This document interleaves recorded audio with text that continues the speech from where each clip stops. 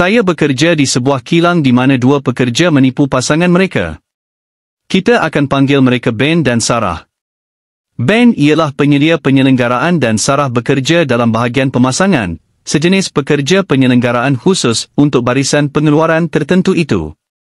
Isteri Ben didiagnosis menghidap kanser tahap akhir.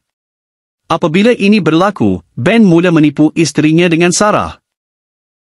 Dia mempunyai banyak wang dan berjanji kepada Sarah bahawa selepas isterinya meninggal dunia, mereka akan berpindah ke tempat yang indah di British Columbia. Saya menangkap mereka sedang melakukan hubungan seks di pejabat penyelenggaraan pada satu shift tengah malam. Saya tidak melaporkannya kerana saya seorang yang bodoh berumur 21 tahun. Pendek cerita, Ben berjanji untuk memberikan Sarah dunia selepas isterinya meninggal dunia. Malangnya, isterinya berjaya mengatasi diagnosis terminal ini dan dia memutuskan hubungannya dengan Sarah.